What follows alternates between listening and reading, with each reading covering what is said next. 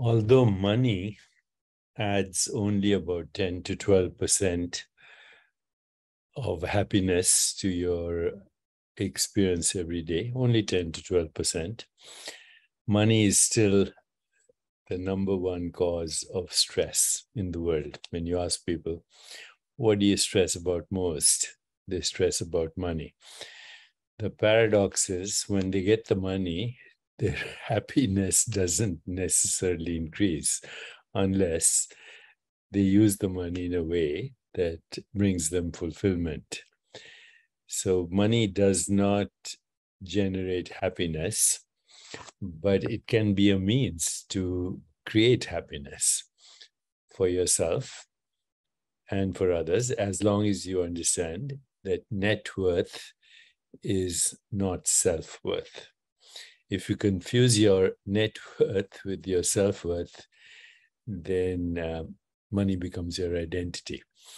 And that leads to all kinds of problems: self-importance, self-pity, self-sorrow, need for recognition, need for validation, and your entire experience of relevance in your existence comes from money. So that's a tragedy.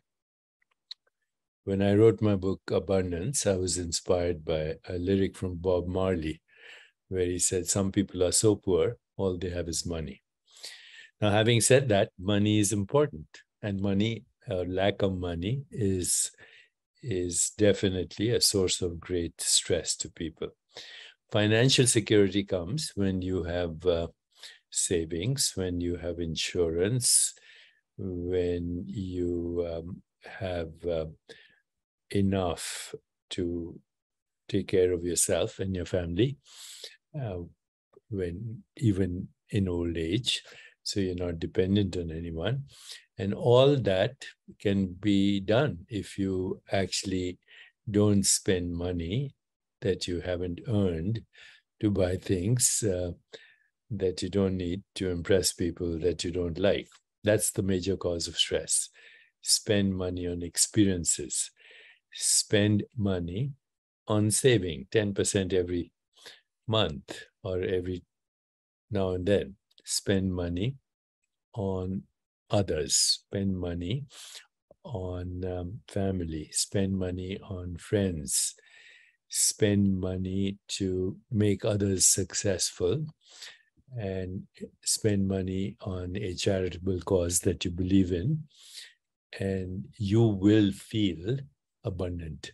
Abundance is security and safety, but it is also material success, money, also transformation to higher consciousness. That's abundance. It's love, compassion, joy, equanimity. It is creative expression. It is insight, intuition, imagination, creativity, of course, I said, transcendence and higher vision. And it is always being in touch with your deeper self, the source of all experience. So defined that way, success includes money, but it also includes the progressive realization of worthy goals, always the ability to love and have compassion, and ultimately to transcend everything that is ephemeral, transient, momentary, while being in the present moment to enjoy what is ephemeral, transient, and momentary and impermanent. Upgrade the dream, enjoy the dream. Don't go for nightmares unless you like horror movies. But here are the two most important secrets to abundance. One, it's one of the yamas of yoga, and it's called Asteya. Asteya means non-covetousness. When you covet the success and the richness or the riches of another, when you covet, you're introducing scarcity consciousness. So celebrate the success of others, always.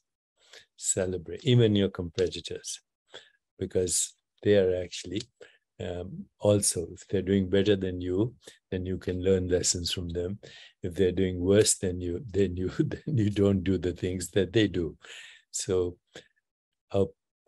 Asteya means non-covetousness. Covetousness is scarcity consciousness. And the other is understanding generosity of spirit. Generosity of spirit is fundamental reality. You and I are here because of generosity of spirit. So generosity of spirit is accessed through gratitude, no matter what is happening in your life. Those two are the keys to abundance and even money. Asteya, non-covetousness, generosity of spirit, which means gratitude. That's it. It's worked for me. I hope it will work for you.